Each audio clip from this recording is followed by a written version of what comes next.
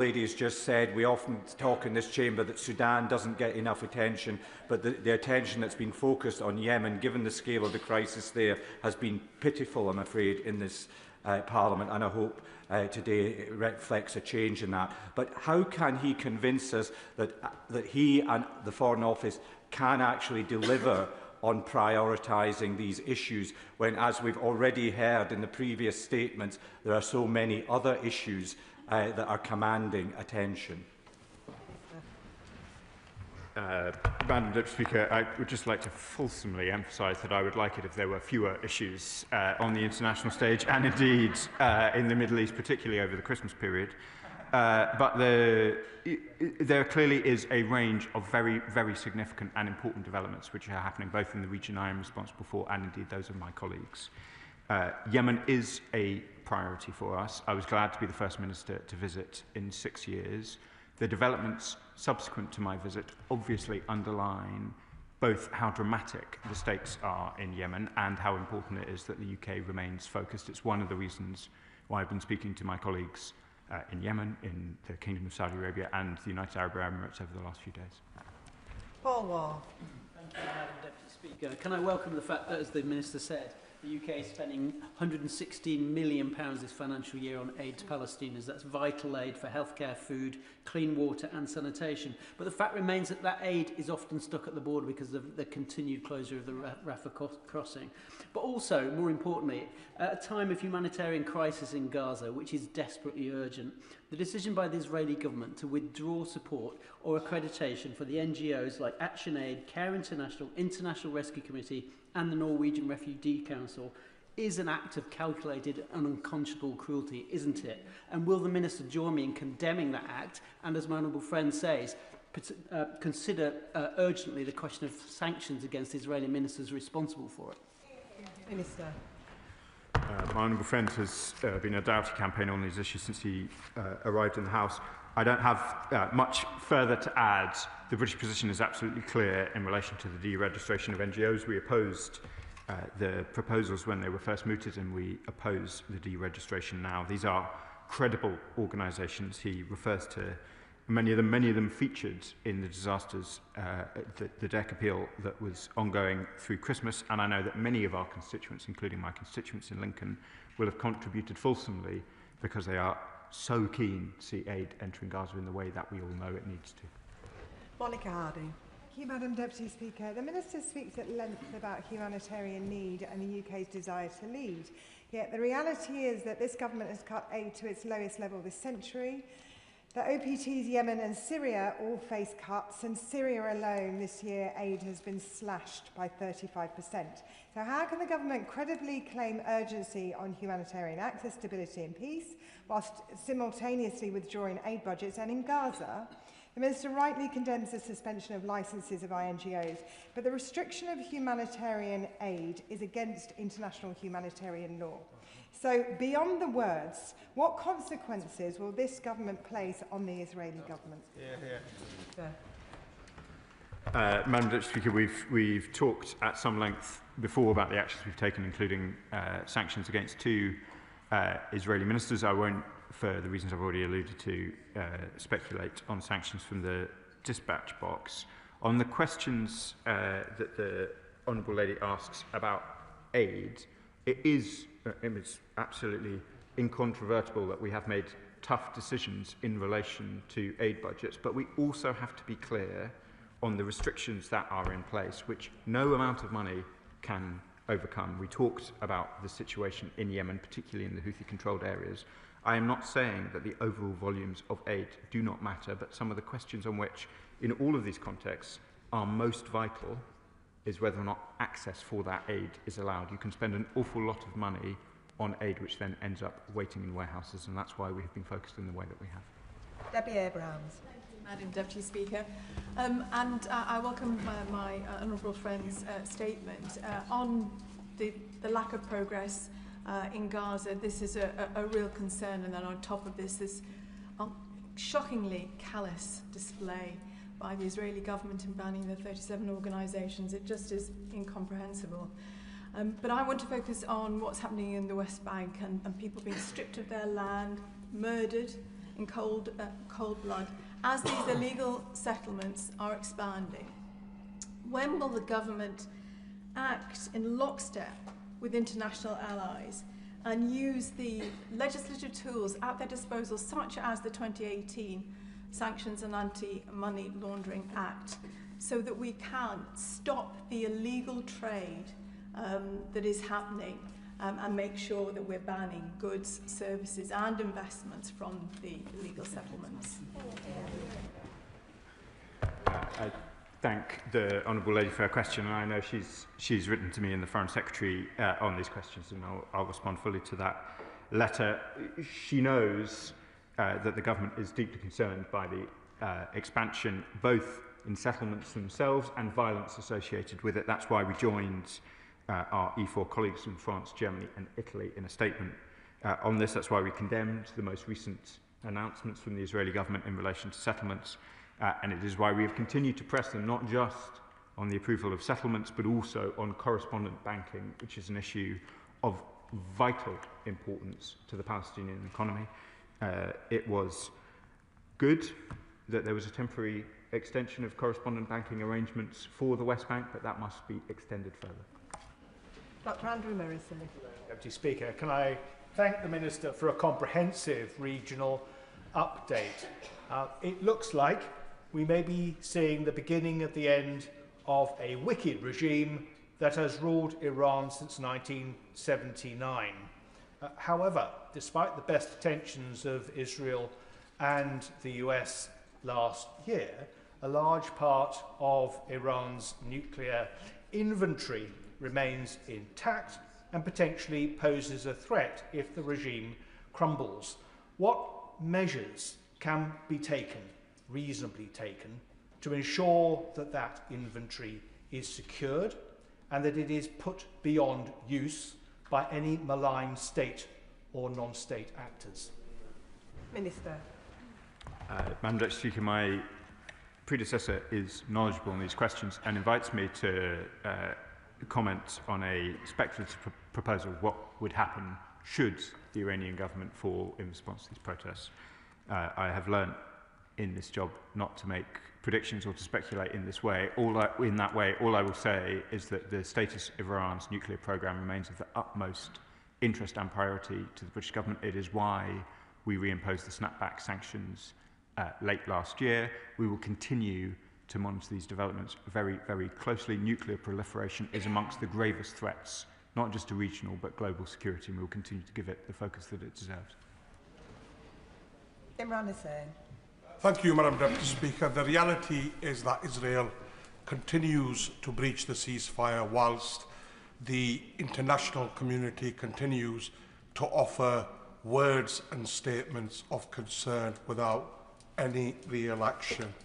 As we've already heard in the Chamber today, this week it announced that 37 international aid organisations will now be prevented from distributing aid in the occupied Palestinian territories. That means more women and children already starving will die in continuation of Israel's genocide in Gaza. Does the Minister not think that the time for words of concern and statements of concern without action is over? And when will he finally announce proper, meaningful action, including ending all arms sales, widespread sanctions on Israel in the same way we have done to Russia for its war crimes in Ukraine, and ending all trade with illegal settlements? Madam Deputy Speaker, I have set out already the continued aid efforts. I've set out the work we're doing both alone and alongside partners to ensure that these points that we're discussing this evening are made with the force that they require to the Israeli government, and will continue to do so. Chris Law.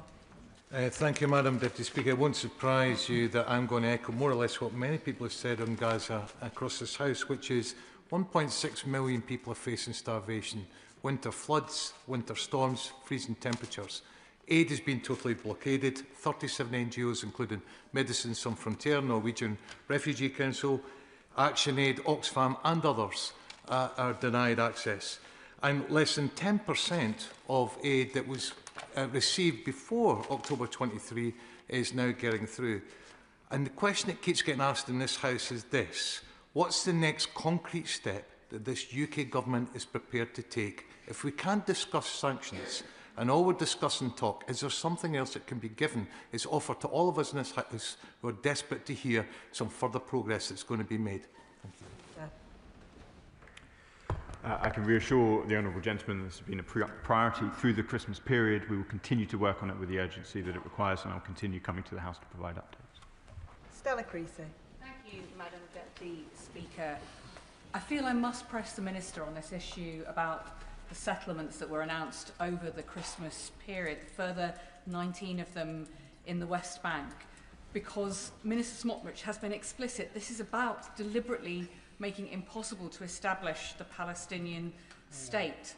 It brings to the total in the last 3 years alone 69 new settlements in the West Bank, several of which were ones that had previously been dismantled. These actions are provocative at best, deeply destabilising for the peace process that will benefit so many people in both Israel and Palestine as a result.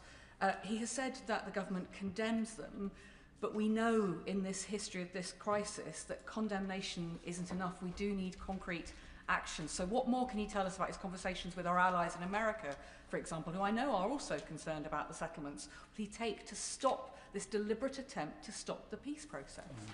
Minister. Madam Deputy Speaker, let me say a little bit about those 19 settlements that were announced. I condemned them immediately. I have sanctioned the Minister in question, Minister Smotrich. I announced it in June. He is completely committed politically to oppose the establishment of a Palestinian state. As I announced in my statement, today we have a Palestinian embassy in London. The British government now irrevocably recognises a Palestinian state. I recognise the force of what she says. There are ministers in the Israeli government completely opposed to the establishment of a Palestinian state. That is not the policy of the British government, and it is not the actions that I and the rest of the government have taken since July 24. Kit Malthouse. Madam Deputy Speaker, as the Minister pointed out, the situation in Gaza remains catastrophic, and I join with other colleagues in recognising that against that backdrop, the barring of these aid agencies or access by these agencies is particularly cruel and wicked, and it's horrifying to think what the motivation might be. But of course these agencies also deliver services in the West Bank, where, as colleagues have also pointed out, the situation deteriorates with home demolitions, summary executions and seemingly psychopathic thugs roaming the territory, burning homes and attacking innocent Palestinians. We have happily, though, recognised the state of Palestine and have, as the Minister said, now established full diplomatic relations. So against that backdrop, if the Palestinian government were to request that the UK cease trading with foreign nationals illegally resident on its territory, on what basis would we refuse? I will, as I did with his colleague, resist the temptation to be drawn into speculative questions, but just to be clear, the West Bank is considered Palestinian territory. Israeli goods must be labelled as being produced within Green Line Israel if they are to benefit from the trade arrangements they have with the UK. If they are not produced in Green Line Israel, they are subject to very different arrangements indeed. I understand, I think the right honourable gentleman has signed the letter that my colleague has, and I'll provide a full response in due course. Matt Weston. Thank you, Madam Deputy Speaker. I just want to pick up on the point that my honourable friend was talking about in terms of aid getting in and the paucity of that. But just the utter ridiculousness of how Israel is frustrating not just the quantity of aid, but really the basic elements of aid, such as tent poles and tents or razor blades, whatever, or generators, claiming that somehow they are dual use and therefore a potential threat. Could I urge him, really in terms of humanitarian basis, to pick this up with his opposite number about just how wrong this is and how he is denying humanitarian aid to the people of Palestine? My honourable friend makes important points. The dual-use list, which is restricting aid into Gaza, is clearly having very, very significant humanitarian effects, covering a wide range of items, including the shelter items he described. It has also had a very adverse effect on the ability to ensure even the rudiments of health provision in Gaza. We have and will continue to call on the Israeli government to review the dual-use list and ensure that vital supplies get in the quantity that is required with the urgency demanded. Brian Matthew. Madam Deputy Speaker, I welcome the Minister's statement and the good news about the establishment of the Palestinian Embassy today in London. My question, however, concerns Sudan. As a member of the International Development Committee, the latest assessment we have on the number of killings in Al-Fasher is now 75,000 people. The horror that those poor people are living and dying through every day demands action before the city of El Obeid suffers the same fate or worse. With millions of people at risk of starvation through this war, what discussions are being had with the UAE to stop the flow of weapons and with the African Union to see an expeditionary peace force put together to save Sudan? Thank you. The honourable gentleman is right to highlight the situation in Sudan. It is the worst humanitarian crisis of our time, despite the many other pressures that I described in other parts of the world. We are doing all we can politically and diplomatically to end the fighting. It remains a priority for the Foreign Secretary and the Minister for Africa, and we're working alongside the US-led Quad, including in engagements with our colleagues in Saudi Arabia, the Emirates, and all those with an ability to influence. Andy Slaughter. Thank you very much, Madam Deputy Speaker. This morning I had the honour to attend the official opening of the Palestinian Embassy in my constituency by His Excellency Ambassador Hussein Zomlot, and also by 14-year-old Abida, evacuated to the UK for medical treatment after losing 2 of his limbs in Israeli bombings.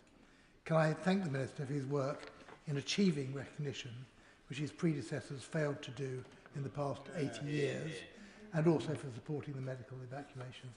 But can I press him on this point about action against settlements? When the Israeli government has a declared policy of using settlements to prevent that very Palestinian state that we have just recognised, what practical steps or what reason can he give for not taking action to stop investment in settlements and to stop trade with settlements? I thank my honourable friend for his kind opening remarks. It's easy with so much going on to lose sight of the individual cases in these conflicts, and meeting some of the children that we have medically evacuated is a truly humbling reminder both of the horror of war, the horror of what is happening in Gaza, but also the power of the UK to really make a difference to people's lives. So I'm grateful to him for bringing it to the House's attention. We are not only committed to a Palestinian state, we have recognised one. We have set out clearly where that Palestinian state is, and that clearly has implications under international law. Points we have made both in relation to the most recent set of settlements announced by the Israeli government, and indeed some of the other very significant settlements, including the E1 settlement that have been announced. There are also steps that we are taking in relation to the correspondent banking questions, which are also vital. I can assure my honourable friend and indeed the House that we will continue to work on these issues through the new year. Ellie Chowns. Thank you, Madam Deputy Speaker. I thank the Minister for his statement. He rightly condemns the outrageous blocking of delivery of humanitarian aid that's desperately needed in Gaza. His statement did not mention the West Bank, but as colleagues have highlighted, another development over the Christmas period was the decision of the Israeli Security Council to permit establishment of 19 new settlements. Now, the Minister rightly condemned this, but repeated condemnation, which is repeatedly ignored by an Israeli government that repeatedly breaks international law, is simply not enough. So will the Minister finally take the very straightforward, concrete step that is open to him of banning all trade with illegal settlements? They are illegal. Their proceeds are proceeds of crime.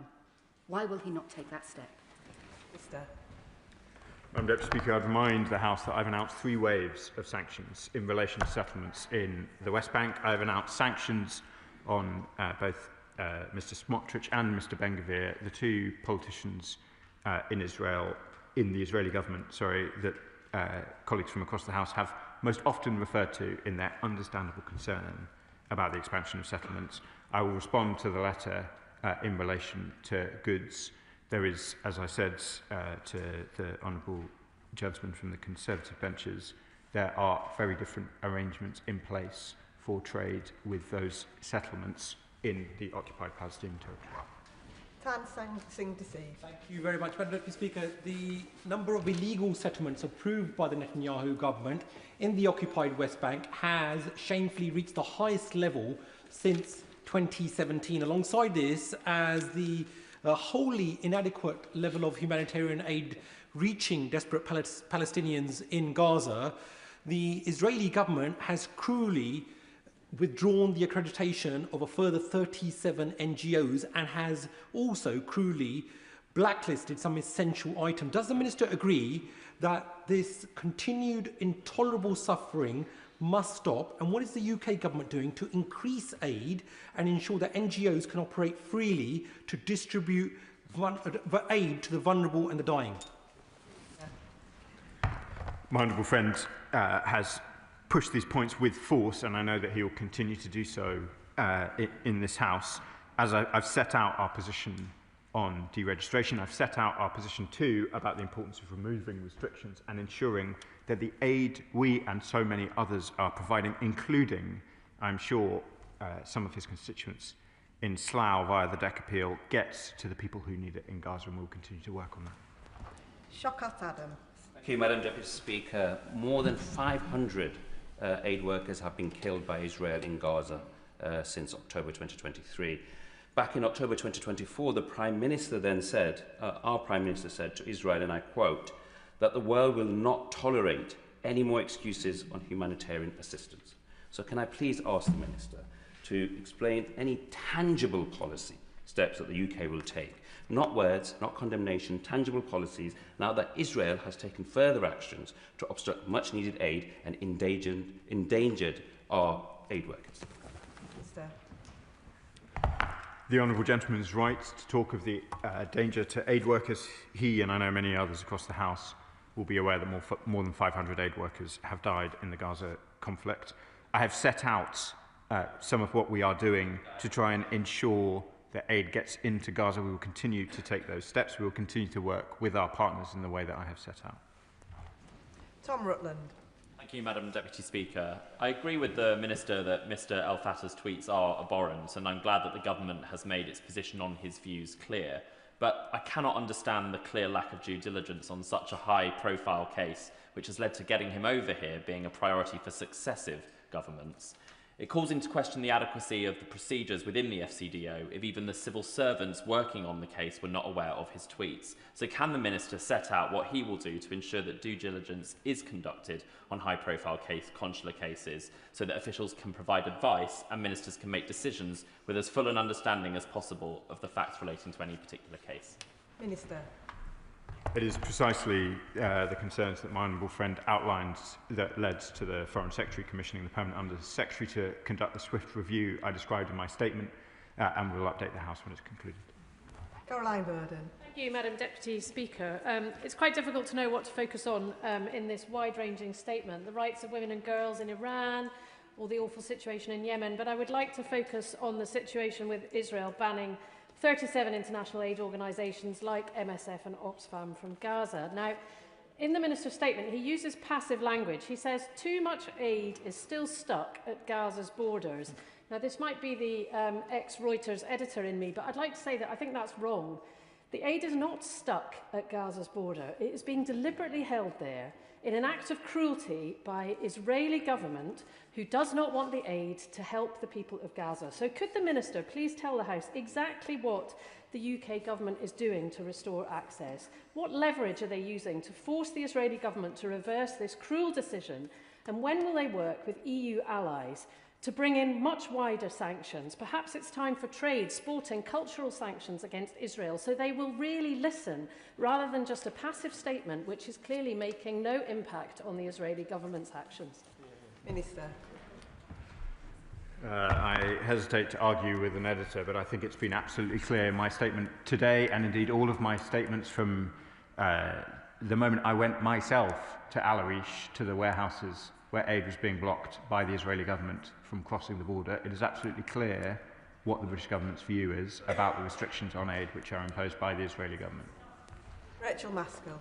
Thank you, Madam Deputy Speaker. The provision of aid is needed at pace. The provision of healthcare is needed at pace. And yet over the last 27 months, pace has not been the response. And what I would say to the Minister is, how is he taking a step back and looking, for instance, at the instruments available to him, like the international law framework, to ensure that that can operate at pace? Because clearly without pace, the Israeli government feels that it has impunity to do whatever it wishes. Minister.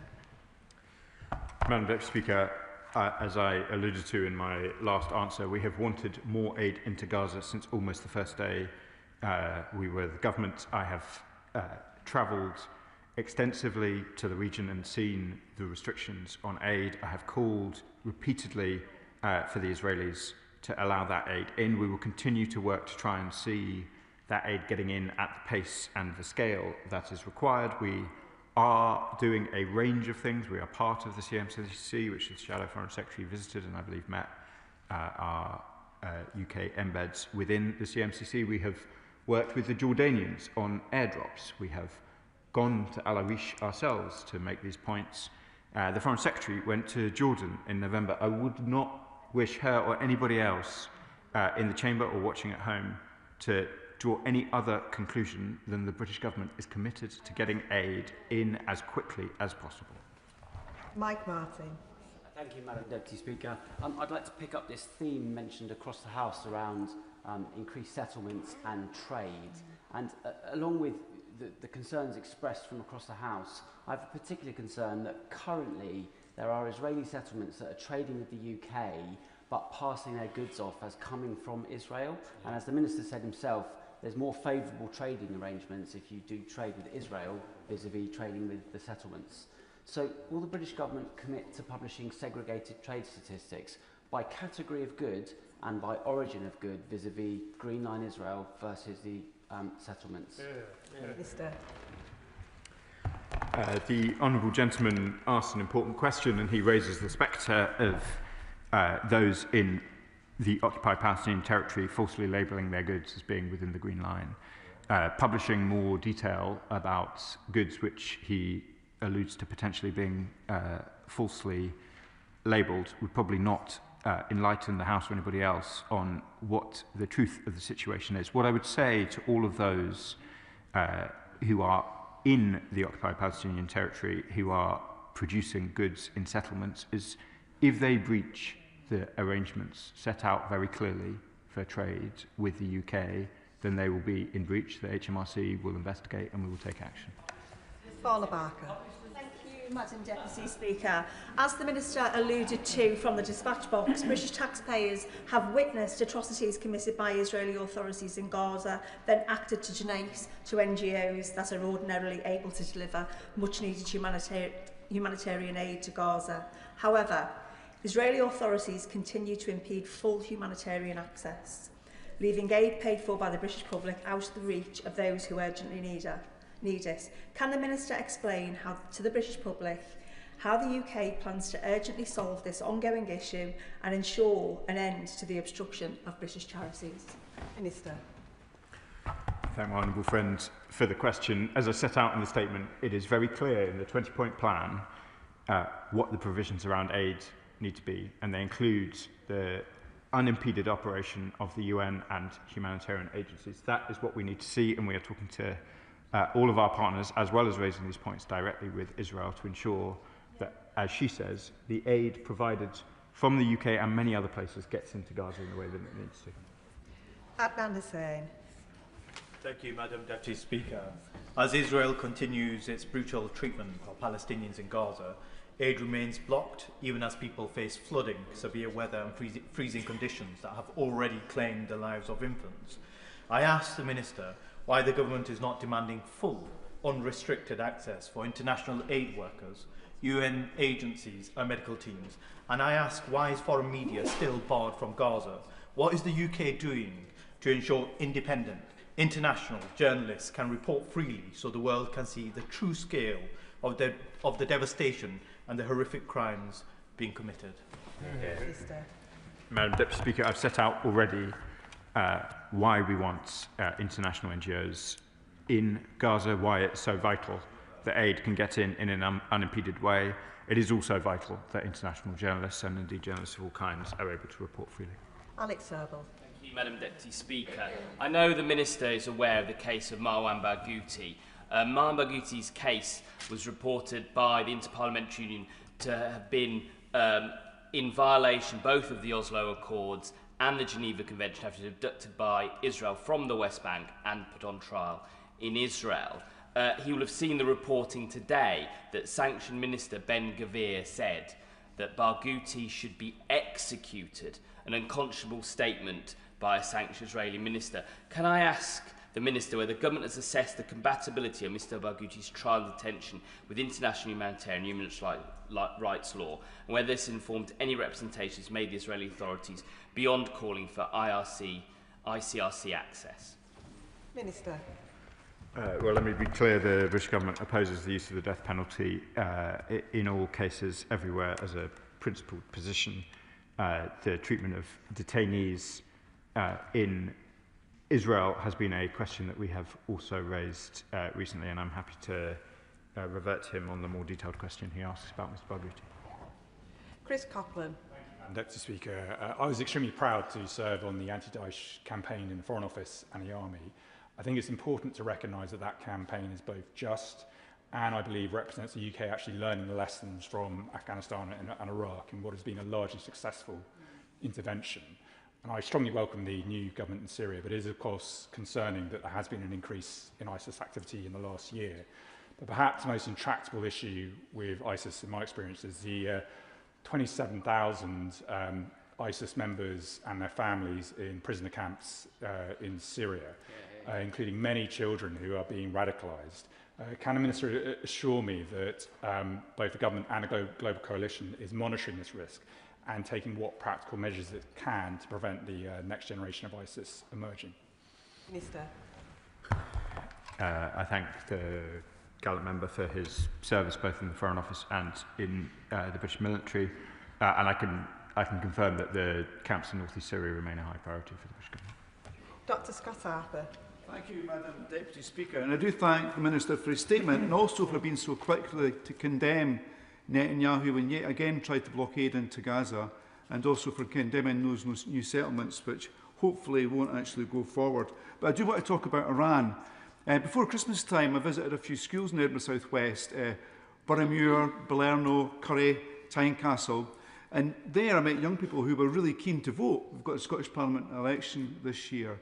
But I contrast that with what I see on social media, young people in Iran, around the same age, out in the street, risking everything to vote, particularly women, given the no pressures in this country. So will he join me in applauding these young people in Iran, particularly women, for all they're doing? And when he meets his counterpart, will he remind them that these people have the right to protest and the right to determine their country's future? Minister. I thank him for the question. We do remind the Iranian authorities of the right to protest. It is vital that that right is able to be conducted both with access to communications, which have come under pressure in Iran in recent days, and indeed without the threat of violence. Ayub Khan. Thank you, Madam Deputy Speaker. Deep down, we all know that there is no real ceasefire. How can it be a ceasefire when more than 500 civilians, Palestinians, have been murdered? approximately 100 of them children. We all celebrated the New Year with family and friends with fireworks when IDF soldiers celebrated New Year's by firing unlimited bullets to Gaza blindly. The level of depravity is unspeakable. And now we know that 37 reputable organisations are being prevented from providing humanitarian aid. There is one suggestion. We know that 9 countries, along with the UK, expressed their concern. Can I ask the Minister, what stops the Minister, this government, from joining with those 9 countries and making a visit to the ICC and raising this matter so we get a ruling and then enforce it, if necessarily, with military? The Honourable Gentleman will be familiar with the deliberations of the ICC already in relation to this conflict. The ICC is supported by the UK, but it operates independently and at a distance, rightly, from the ministers of this country and any other. Kim Johnson. Thank you, Madam Deputy Speaker, and I'd like to thank my honourable friend for his statement and his continued work in the region. But, Madam Deputy Speaker, the IDF continue to deliberately target children in Gaza.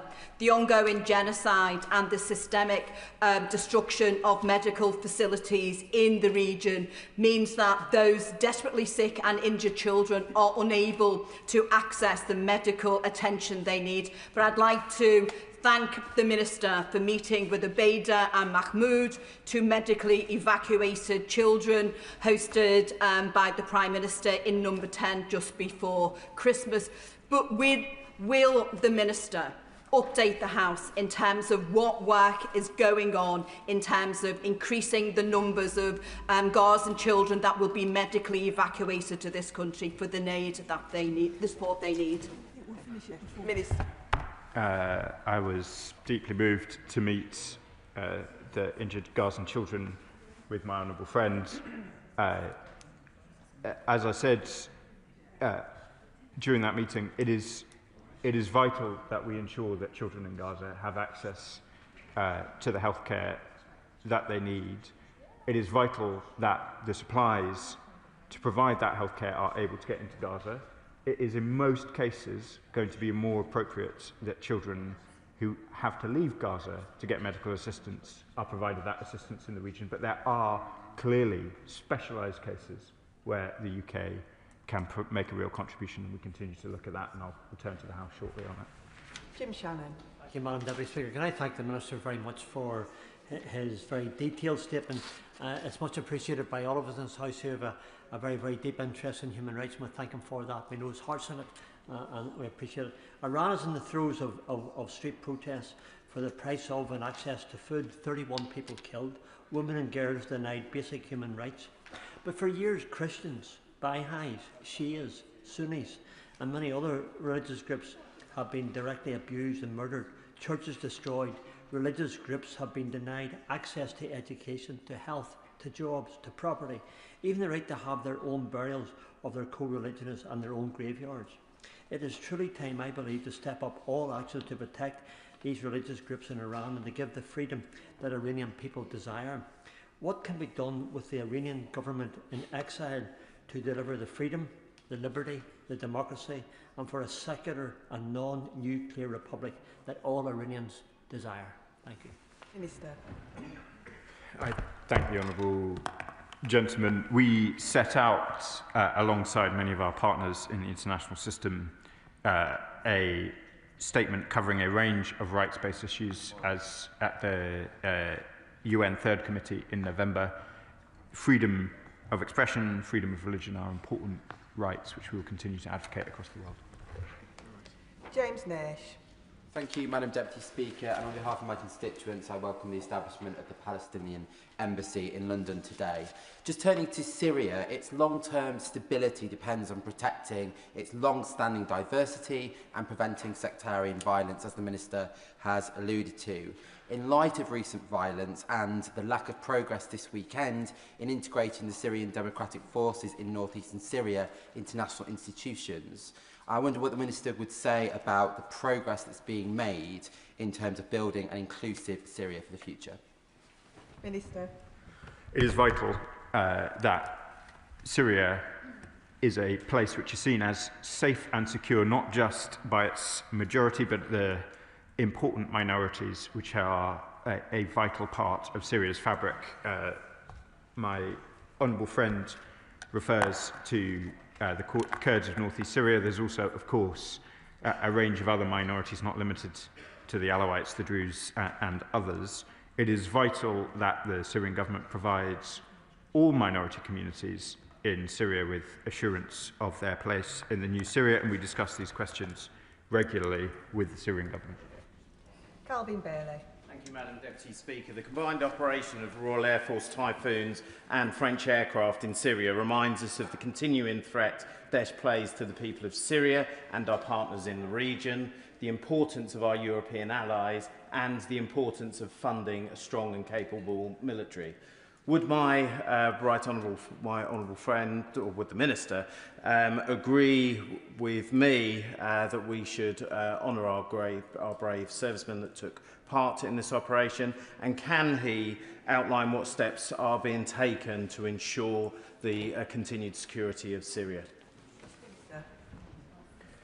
I would like to thank my gallant friend for his service in the RAF. I am very proud to be the MP for RAF Waddington.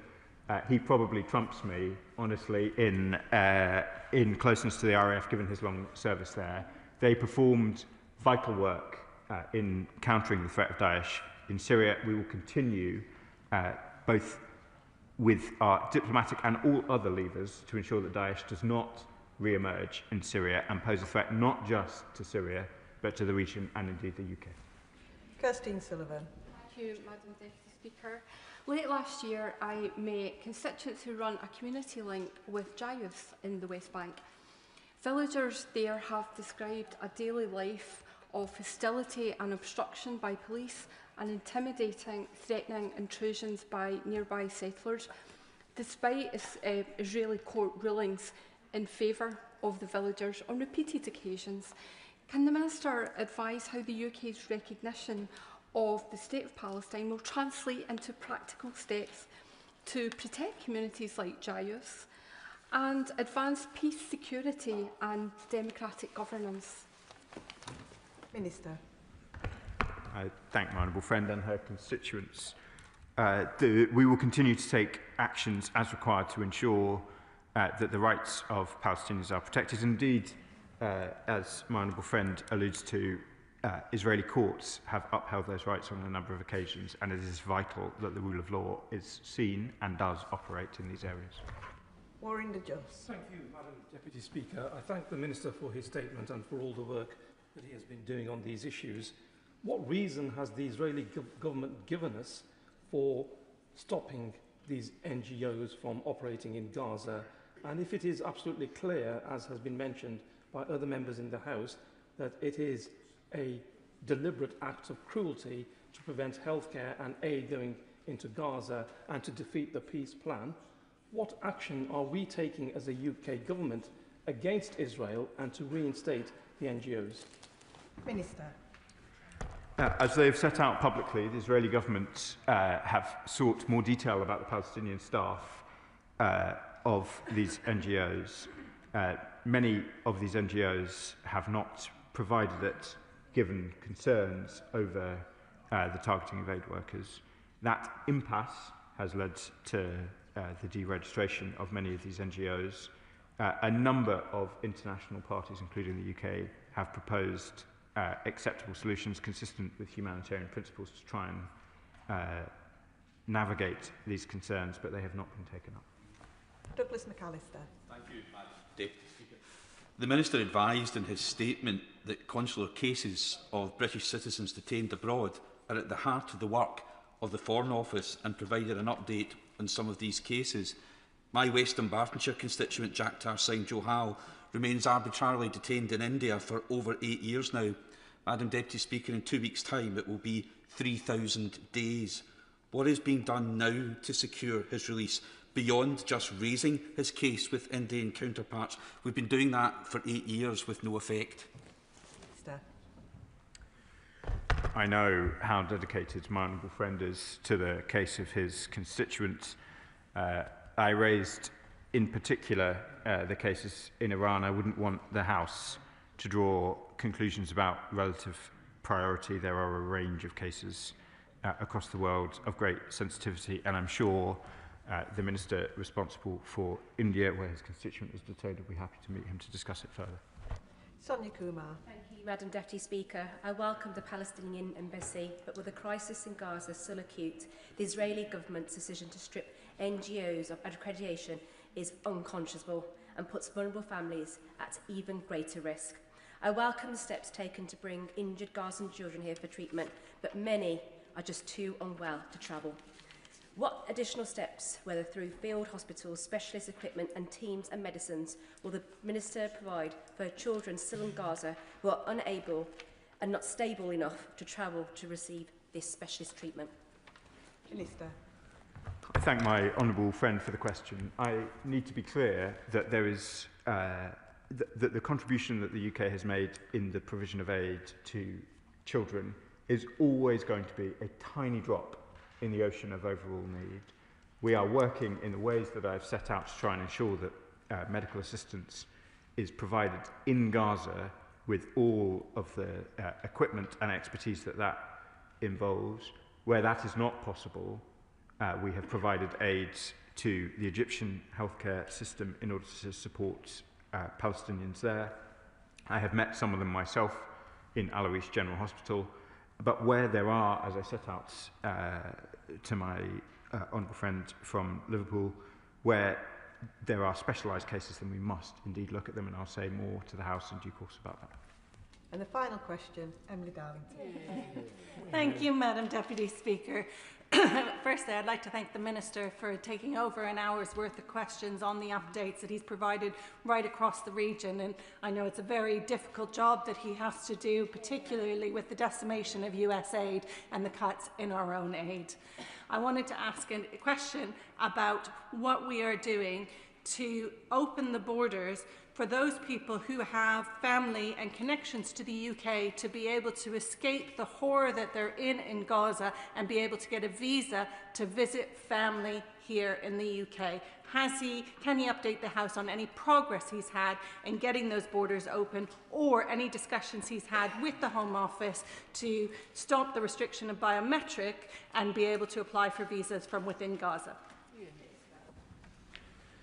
My honourable friend has been a committed campaigner for cases in her own constituency, and I know that there are colleagues right across the House with constituency and personal interest in these cases. As I said to the House shortly before we rose, there are a range of cases where we have been able to provide support, both in relation to Chevening students, some of the medically injured children that we've discussed already. It remains a real challenge to ensure that people with a legitimate reason to travel are able to do so, and I'm happy to take up any individual cases with them. And that concludes the statement. Point of order, Daisy Cooper. Thank you, Madam Deputy Speaker. On a point of order, could you please advise how I might elicit satisfactory responses to a series of written questions that I have tabled to the Treasury on the impact of business rates on retail, hospitality and leisure businesses? I had asked for very specific figures relating to the number of businesses the Treasury expect to be eligible for transitionary reliefs, how many premises will be brought into paying rates for the first time as a result of the recent evaluations, and an analysis of the number of businesses who previously enjoyed RHL reliefs and would see increases from the 1st of April. None of these questions, Madam Deputy Speaker, none of them have received substantive replies. I raised the matter with the Leader of the House by letter before Christmas, but have not yet had a response. Could you please advise me whether there are any other routes available to me and other parliamentarians so we can receive accurate and data-rich responses to questions so we can effectively scrutinise government policy which is hammering our high streets?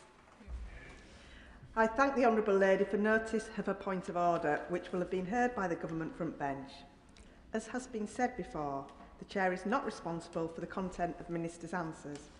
However, the Procedure Committee is conducting an inquiry into written parliamentary questions, which is accepting evidence until Friday the 16th of January, and I am sure that they will be interested in the issues that the Honourable Lady raises. Presentation of Bill. In the absence of the member, we will move on to the next item of business. We now come to motion number 2 relating to the Environmental Audit Committee. Jessica Morden. I'd like to move. The question is, as on the order paper, as many as are of that opinion say aye. Aye. Of the contrary, no. I think the ayes have it. The ayes have it. I beg to move that this House do now adjourn. The question is that this House do now adjourn. Alice MacDonald. Here. Thank you very much, Madam Deputy Speaker. I'm pleased to bring this debate forward today on government support for the rights of women and girls in Afghanistan. Because, put simply, the situation for women and girls there is catastrophic. As Human Rights Watch have said, it is the most serious women's rights crisis in the world. Since coming to power in 2021, the Taliban have launched an all-out attack on women, systematically stripping away the economic, political and social rights of millions of women and girls. Today I'll speak about what this means in practice and how the UK government can support women and girls in Afghanistan. But to start, I want to pay tribute to Afghan women themselves, who, despite everything they endure, continue to fight for their rights, both in Afghanistan and from overseas.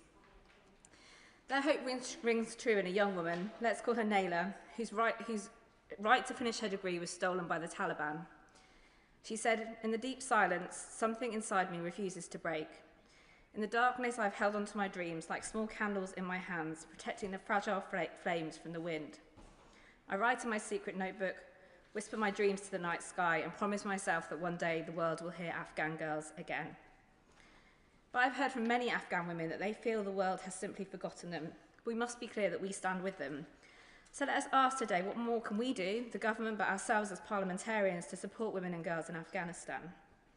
Some people might ask, why have I chosen to speak about this topic? Why, with so much live conflict across the world, should we care about this issue today?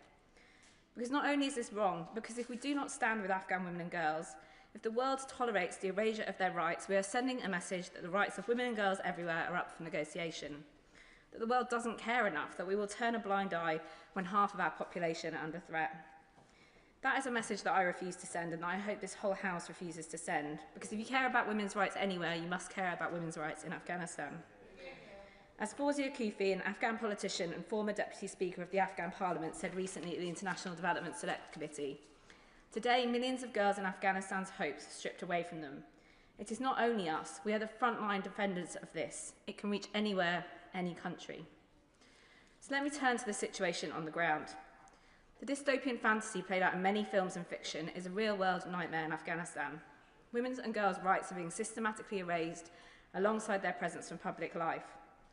No right to education post-primary school, no right to employment, no right to travel by themselves. Of course, before the Taliban took power, there were huge challenges, with Afghanistan ranked amongst the lowest countries in the world for gender equality. But there had also been hard-won gains that are being systematically undone one by one under the cruel hand of the Taliban. I'll go there. Madam Chair, first of all, can I commend the Honourable Lady for no reason or for bringing this forward? I spoke to her beforehand just to give her an idea what I was thinking about. As of late 2025, over 37,200 people have been resettled in the UK from Afghanistan through government-sponsored schemes, specialised safe and legal routes, including the ACRS and ARAP schemes. Targeted demographic is crucial for the Minister, and we must do more to ensure that these schemes focus specifically on vulnerable groups and especially women.